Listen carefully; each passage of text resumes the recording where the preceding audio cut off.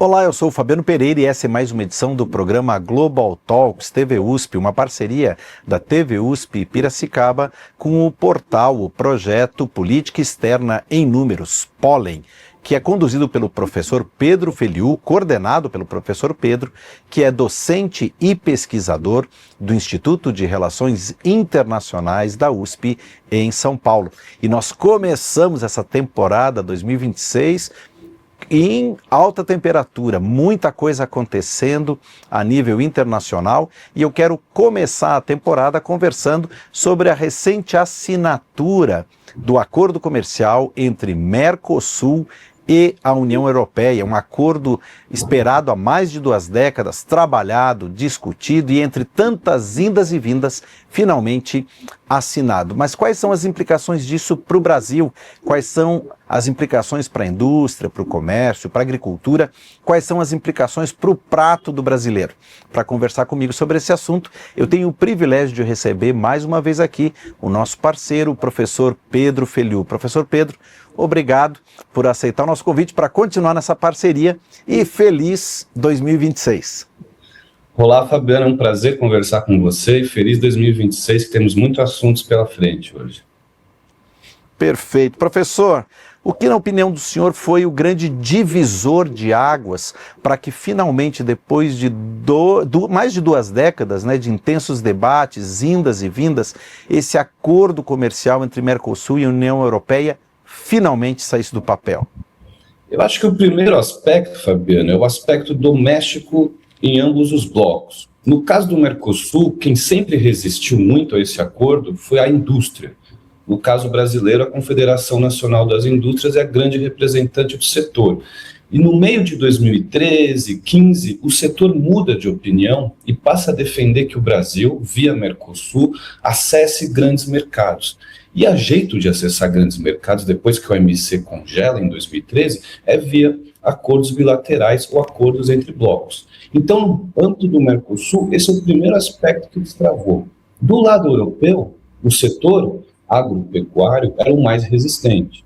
Esse setor mantém a sua resistência forte. Aí o aspecto atual geopolítico, quando Donald Trump lança a guerra comercial e lança a mão de tarifas como instrumento de pressão e persuasão, isso convence as lideranças europeias a ultrapassarem esse obstáculo doméstico, que são os agricultores europeus, que tiveram nesse acordo reformulado, recém-assinado, algumas salvaguardas. Caso as importações agrícolas aumentem muito, eles podem acionar mecanismos tarifários previstos pelo acordo. Então, do âmbito doméstico, essa foi a primeira grande mudança que favoreceu a assinatura do acordo. E no âmbito internacional, a crescente polarização entre China e Estados Unidos tem deixado a Europa à beira da relevância global. Uma forma deles retomarem isso é diversificando as parcerias, dependendo menos do seu principal e histórico aliado, os Estados Unidos. Então, esses fatores internacional e doméstico em ambos os blocos,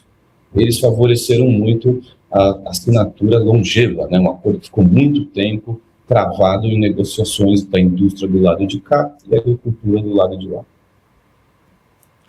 Perfeito, professor. Agora, uma questão que, eu confesso, me intriga um pouco, o acordo prevê eliminação de tarifas para praticamente 90% ou algo em torno disso dos produtos industriais, aquilo que é manufaturado no Mercosul. A indústria aqui da nossa região, do Mercosul, e de forma especial a indústria brasileira, tem fôlego para encarar o produto industrial europeu de igual para igual dentro dessa nova realidade?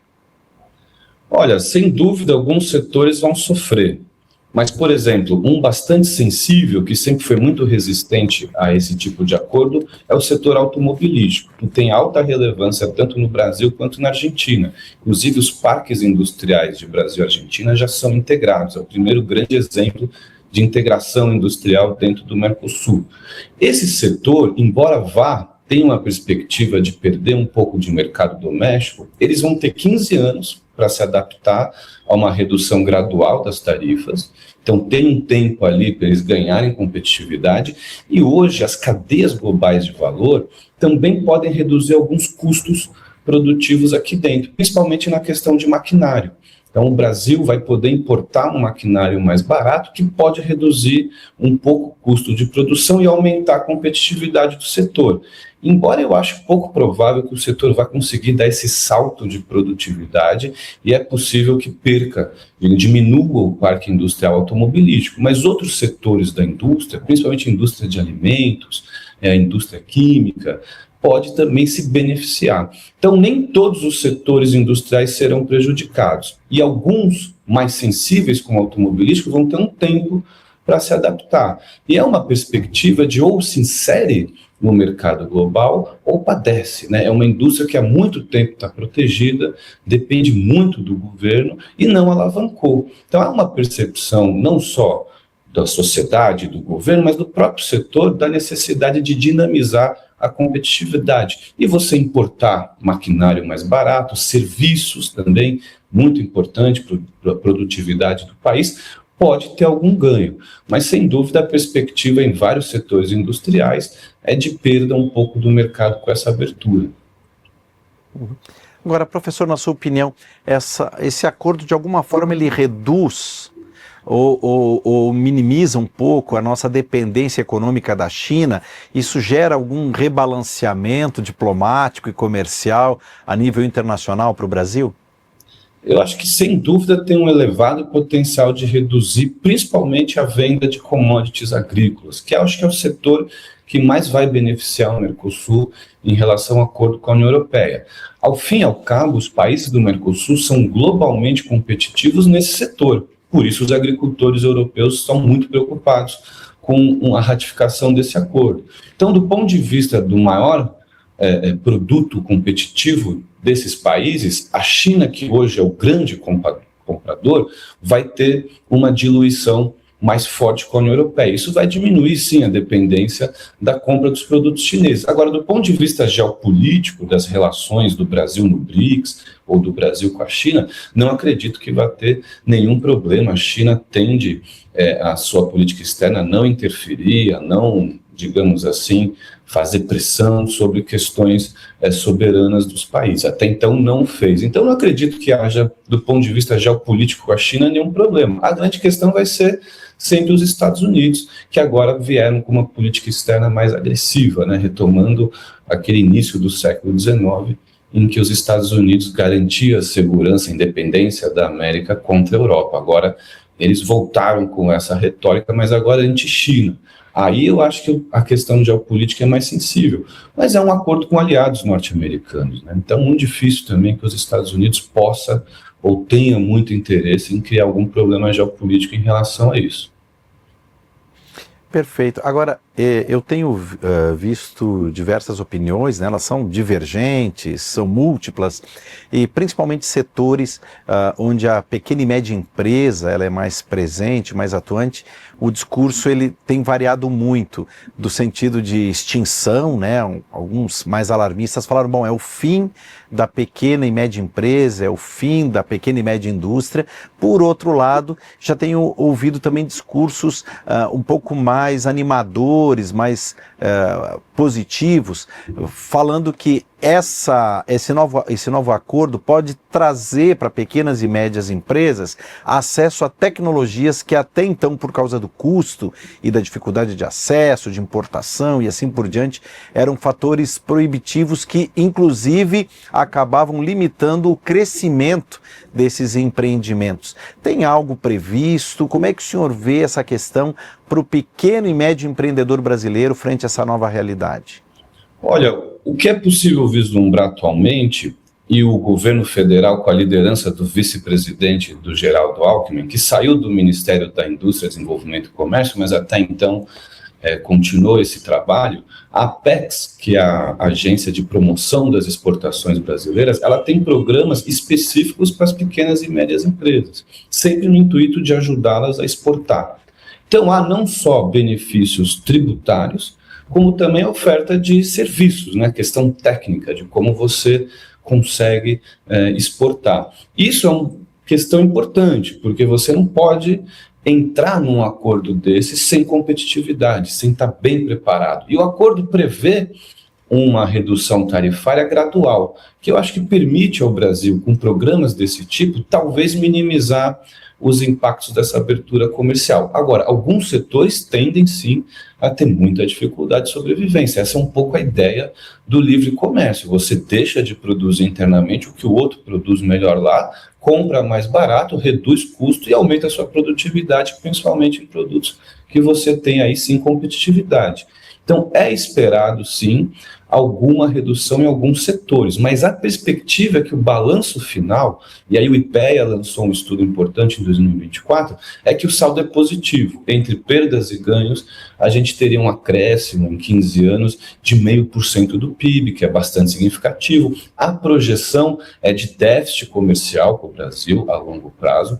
Os europeus tendem a exportar mais do que o Brasil, ainda assim, os ganhos são absolutos, né, para ambas as partes, principalmente pelo fator que você mencionou, Fabiano, que é o fator da redução do custo, por exemplo, de compra de maquinário, de possibilidades de utilizar o serviço de empresas europeias.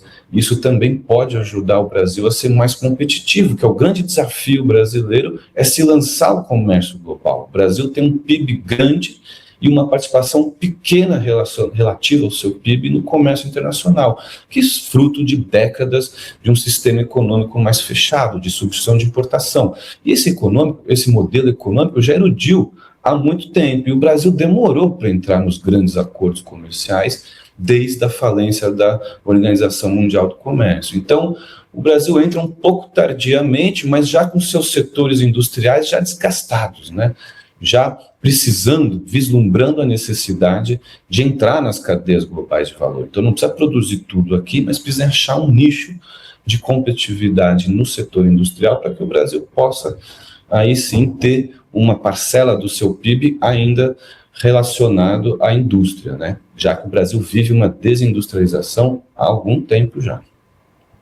É verdade, né? Perceptível, por sinal. Agora, algo muito importante que o senhor toca, né, em todas as suas falas desde o começo, é que, primeiro, não é algo imediato, é algo feito de forma escalonada, pensada, planejada, justamente para prover a possibilidade dessa adaptação, por mais difícil e desafiadora que ela seja. Agora, existem também mecanismos previstos para proteger de alguma forma ou para incentivar setores mais sensíveis da nossa economia dentro dessa transição, professor?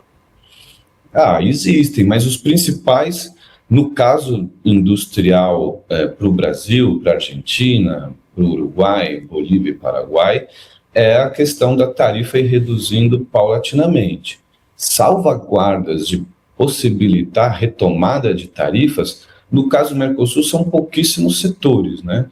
Mais ou menos uns 8% do que seria o comércio entre produtos. Do lado europeu, aí os bens agrícolas todos tiveram essa possibilidade de salvaguarda. Eu diria que entre as partes, essa questão da salvaguarda está mais favorável aos europeus no setor agrícola do que ao setor industrial aqui no Mercosul. Mas isso era esperado, né? Quer dizer, quando teve no Paraguai o lançamento da assinatura final deste acordo, os presidentes da região, tirando o presidente argentino, congratularam muito o trabalho do Lula.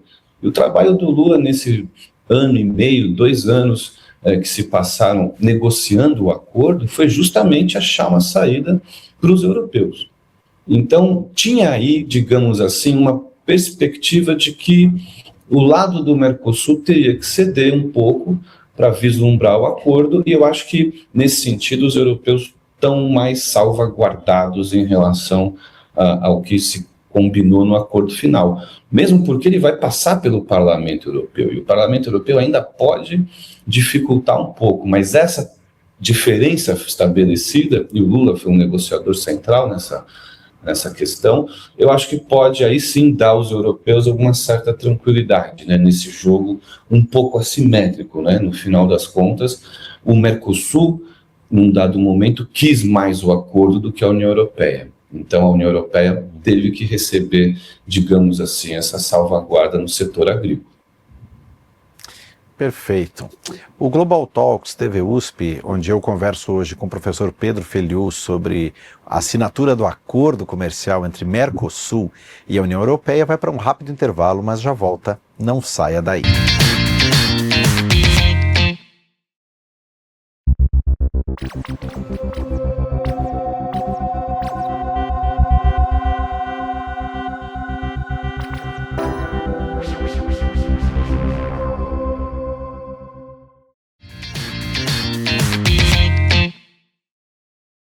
O Global Talks TV USP está de volta e eu e o professor Pedro Feliu conversamos hoje sobre o recente acordo assinado, finalmente, depois de 25 anos de embates, o acordo comercial assinado entre o Mercosul e a União Europeia. Professor, agora, retomando a nossa conversa do primeiro bloco, eu queria falar um pouquinho sobre o setor agrícola.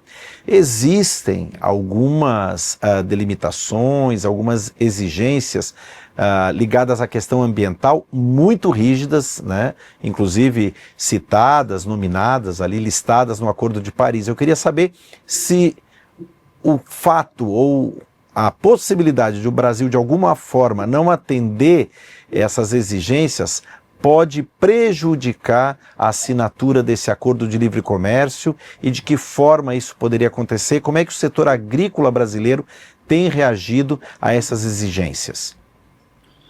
Esse foi um dos primeiros impasses, né? O acordo foi primeiramente assinado em 2019, o Temer teve uma participação importante, deixou na mesa do Bolsonaro, e após isso o Conselho Europeu quis revisar, principalmente em função da questão ambiental. Então, se a gente olhar as demandas dos agricultores europeus, principalmente na França, Irlanda, Áustria, Polônia, o que eles dizem? As regras trabalhistas e ambientais no Mercosul são muito menores do que na Europa e, portanto, dariam uma vantagem competitiva desleal aos países do Cone Sul. E eles, portanto, insistem nessa argumentação.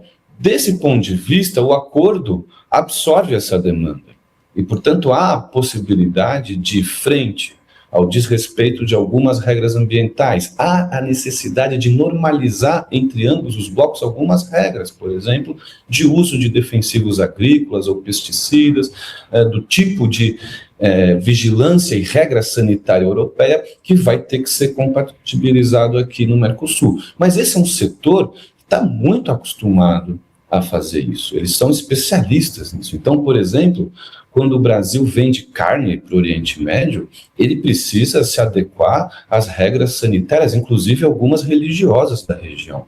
Isso, então, o setor tem esse dinamismo e eu acredito que pode impulsionar no Brasil uma certificação verde mais forte, né? Quando tira um pouco a compra da China e põe na União Europeia, a União Europeia vem com esses valores de proteção ambiental muito mais significativos que a China. Na China, são as regras sanitárias e param por aí. Na Europa, não. Então, é possível, no decorrer do acordo, na tentativa de acordos subsidiários para harmonizar as regras, que o Brasil e a Argentina, o Paraguai, o Uruguai, a Bolívia, absorvam essas regras mais rígidas europeias para não terem que lidar com algumas salvaguardas que sim podem ser acionadas durante o acordo e eliminar um pouco a liberdade comercial impondo tarifas previstas pelo acordo.